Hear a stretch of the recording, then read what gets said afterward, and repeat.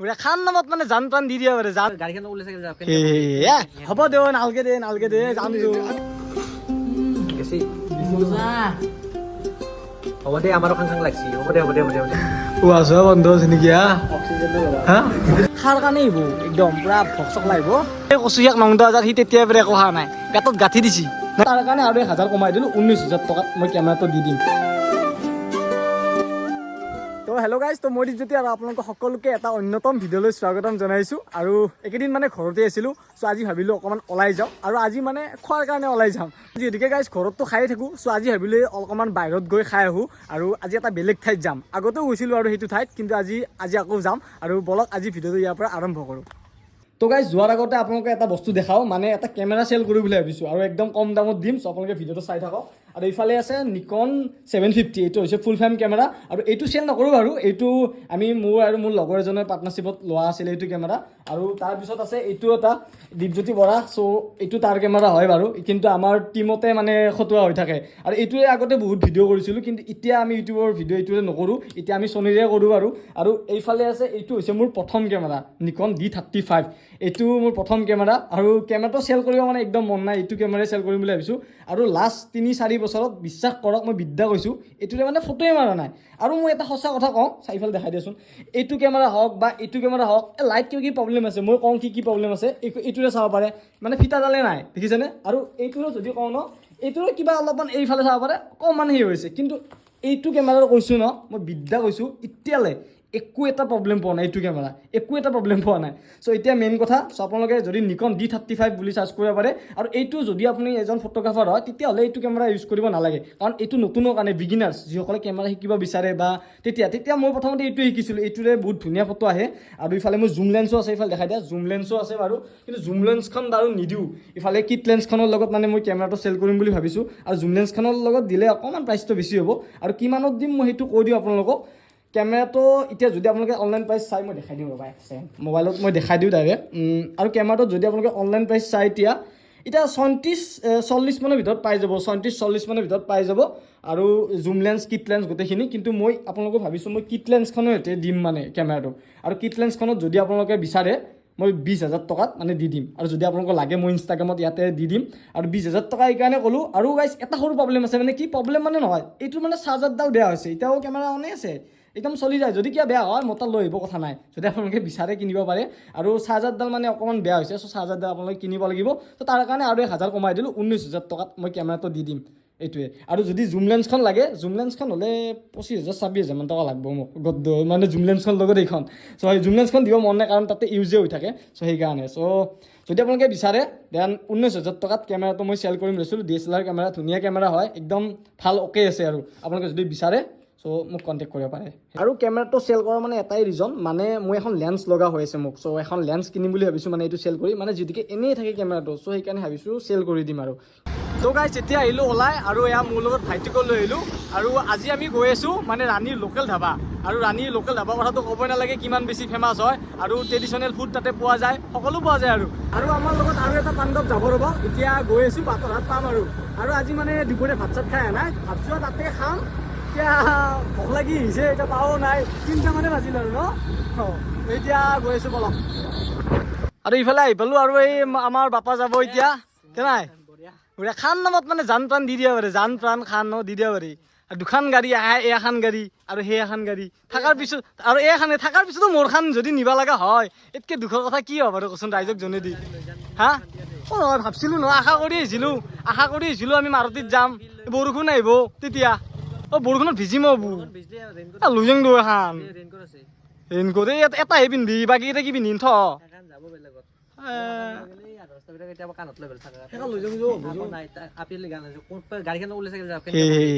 হ'ব দে নালকে দে যাম আমি এখন এণ্টকে বেচ বঢ়িয়া যাম দে এতিয়া অলপ বেয়া দেখি গাইছ কিন্তু উপায় নাই এতিয়া যাম দে আৰু ওচৰতে লোকেল ধাবাখন আমাৰ ওচৰতে হয় না নহয় মই মানে জোতাযোৰ কিয় জানো না গাইছ মই জোতাযোৰ পিন্ধিও মিৰ্জাখান আহিলে মই জোতাযোৰ পিন্ধোৱেই সেইটো আৰু কিছুমান আছে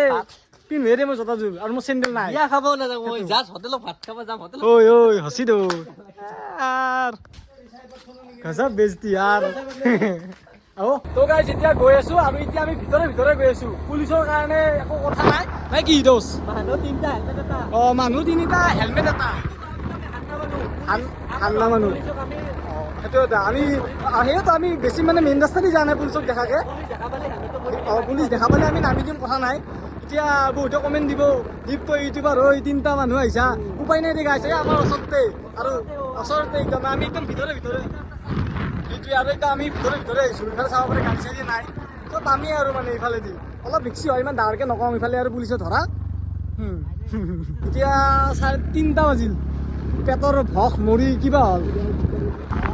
গাড়ীখন ভালকৈ নচলাই গিয়া অলপ সন্মান দি নচলাই গিয়া কেনেকৈ চলাব আচ্ছা একেবাৰে চাচিকে চলে লেভেল ইয়াৰ স্কুটিখনৰ সন্মান এটা আছিল আগতে মোৰ স্কুটিখনতে মৰছিল এতিয়া সন্মান এটা হৈছে মোৰখনক কেনেকৈ চলাই চাওকচোন গাইজ যাই থাক আৰু ইফালে মানে লাইনত বহুত লোকেল ধাবা আছে ইফালে মই ইফালে নকলেও দৰকাৰ নাই দেচোন আৰু এইফালে আহি পালোঁ আমি এইখনে চ' এইখনে হৈছে জয়মতী 1 নম্বৰ প্ৰথম লোকেল ধাবা চ' আমি এইখনতে খাওঁ প্ৰায় আৰু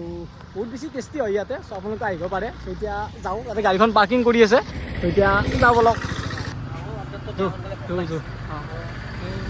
ত' এতিয়া আহি পালোঁ ভিতৰত নে কি হ'ব অলপমান দেখাই দিম একবাৰ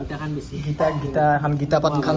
মহাভাৰতখন পঢ়োঁ এতিয়া আমি আৰু ইফালে চাব পাৰে আপোনালোকক নাহাতে মই দেখাই দিম যাতে ঘৰৰ পৰা যাতে পইচা পাতিবিলাক অলপ মিলাই লৈ আহিব পাৰে হয়নে নহয় গাহৰি ফ্ৰাই চাই ল'ব এনেকৈ বস্তুখিনি মই দেখাই দিছোঁ এনেকৈ ইফালেও চাব পাৰে এনেকৈ হ'ব দিয়ক এনে ঘৰত হ'লে চালাড নাখায় ইয়াতে আৰু চাচোন একেবাৰে ই বেছি খাবাৰে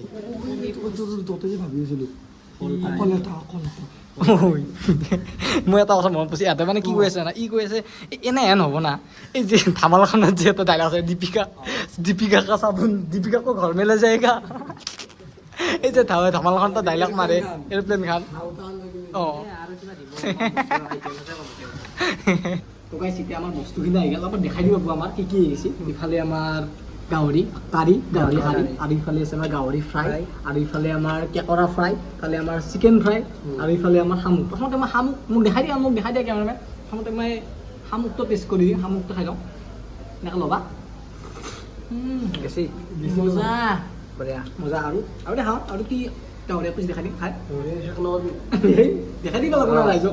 দেখাই দিয়া হ'ব দে পেজা পিছ খাই দিব মজা আন দেখা দিম চিলি অলপ চিকেন ফ্ৰাইটো খাই দিম দে হ'ব দে আমাৰো খাং লাগছি হ'ব দে নাই আমাৰো খাং লাগছি আৰু ই মানে ফাৰ্ষ্ট টাইম মানে শামুক খাব 5 নে 10 আহিছে নাই হা নাই নেকি টানি দি